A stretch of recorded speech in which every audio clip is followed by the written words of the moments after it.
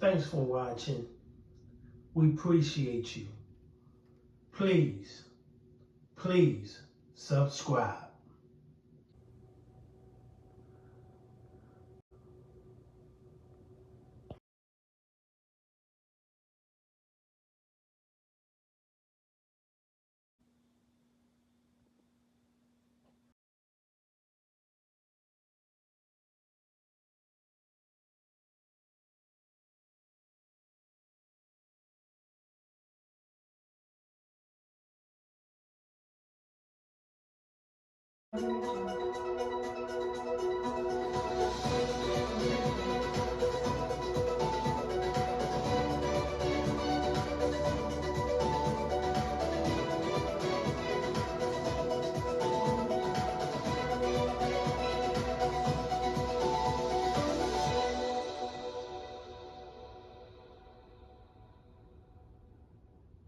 Fallout from the collapse of a California bank and the closure of another back east now creating concern across the U.S. economy.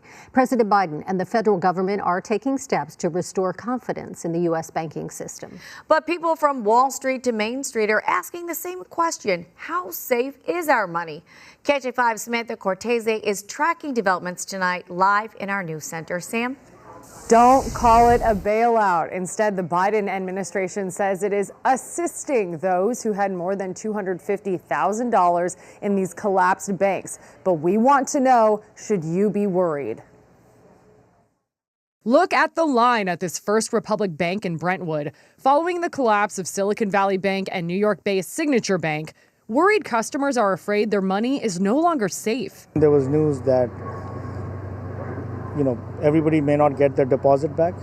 And so that was the concern. But then the government came out over the weekend and said everything's fine. Once people can get their money and, you're not telling your friend, oh, there's a problem, and he's not telling someone else there's a problem, everything just calms down. Calm might be the right tone. Should people with their money in smaller banks be pulling their funds out right now? No, not at all. If you have $250,000 or less, which is the vast majority of Americans, you are covered. In fact, whatever happens to the bank, if it goes under, if it goes through difficulties, you are covered because those are insured deposits. Consumer reporter David Lazarus explained the problem with both Silicon Valley Bank and Signature Bank is they had a number of clients who had way more than $250,000. When people panicked, mostly over failed investments, and started to pull all their money out, also called a bank run, billions of dollars were vulnerable, leading to the second biggest bank failure in U.S. history. So the Biden administration stepped in and lifted the $250,000 threshold for insured money. No losses will be borne by the taxpayers.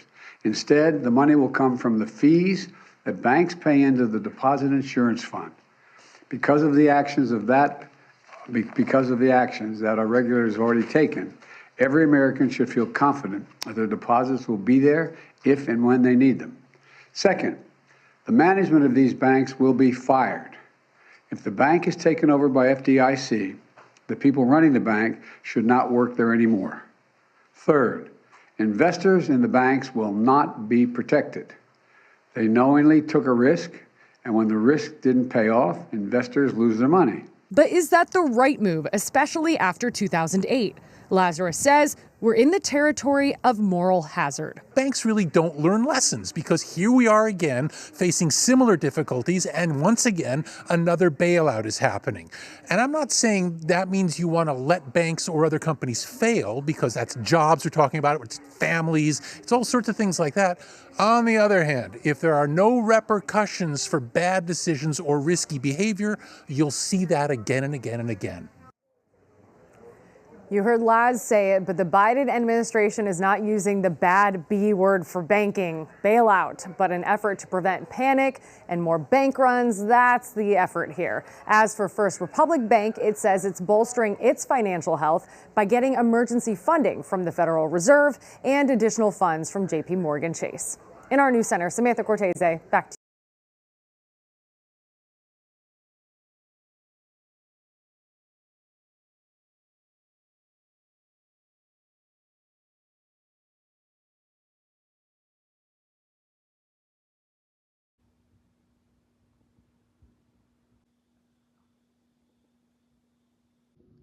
Thanks for watching.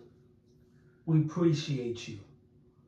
Please, please subscribe.